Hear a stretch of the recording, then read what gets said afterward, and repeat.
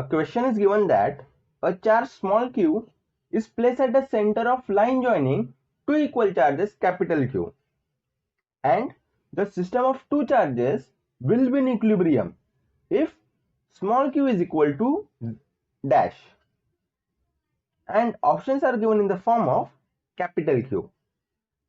So हमारे पास दो equal charges है कैपिटल Q, दोनों के सेंटर में एक चार्ज रखा है स्मॉल q, एंड हमें स्मॉल q की वैल्यू फाइंड करनी है in the form of capital Q when the system is in equilibrium. Okay, तो सबसे पहले हम क्वेश्चन को विजुअलाइज करते हैं. देखो, हमारे पास दो इक्वल चार्जेस है कैपिटल Q, दोनों के सेंटर में एक चार्ज रखा है स्मॉल q. ओके, सो हमें स्मॉल q की वैल्यू फाइंड करनी है in the form of capital Q when the system is in equilibrium. अभी देखो, इस क्वेश्चन में की पॉइंट क्या है कि हमारा सिस्टम इक्विलिब्रियम में है.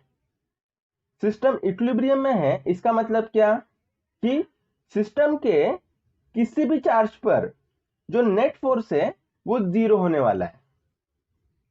Okay, so in equilibrium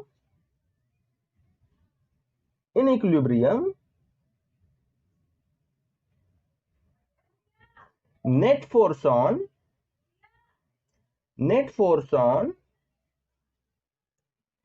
any charge in a system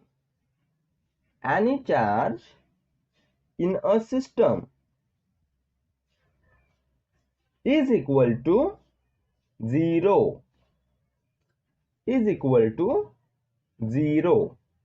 equilibrium condition में सिस्टम के किसी भी चार्ज पर नेट फोर्स जीरो होता है. सो हम वही करते हैं, हम सिस्टम में से तीनों में से कौन सा भी एक चार्ज लेंगे, उसके ऊपर नेट फोर्स जीरो कर देंगे. सो सपोज मैं अज्यूम करता हूं कि net force on this charge is equal to zero. So net force on charge capital Q is equal to zero. अभी हम इस Q पर नेट फोर्स कैसे निकालेंगे? देखो, इस Q पर फोर्स कौन से चार्ज फोर्स एक्सर्ट कर रहे हैं? सबसे पहले तो स्मॉल q फोर्स एक्सर्ट करेगा, एंड देन ये कैपिटल Q फोर्स एक्सर्ट करेगा. So force on this capital Q due to this small q plus force on this capital Q due to this capital Q is equal to zero. Now अभी हम फोर्स कैसे निकालेंगे? By Coulomb's law. By Coulomb's law force is equal to K Q1 Q2 divided by R square, where K is Coulomb's constant and R is distance between two charges, right? So यही formula यहां पर apply करो. K यहां पर Q1 क्या है हमारा capital Q, Q2 है Q divided by R square. देखो अभी यहां पर डिस्टेंसेस तो गिवन नहीं है, बट हम अज्यूम कर लेते हैं कि capital Q and capital Q के बीच में का डिस्टेंस है R and small q centre में है. सो सेंटर डिस्टेंस हो जाएगा R/2. ओके, सो यहां पर Q एंड स्मॉल q के बीच में का डिस्टेंस क्या हुआ? R/2. So R/2 the whole square plus K, यहां पर Q1 है कैपिटल Q, Q2 भी capital Q divided by distance between capital Q and capital Q is R. So R square is equal to zero. Okay, अभी यहां पर देखो, इस equation में KQ एंड KQ कांस्टेंट है, मींस कॉमन है, तो उसको बाहर ले लो.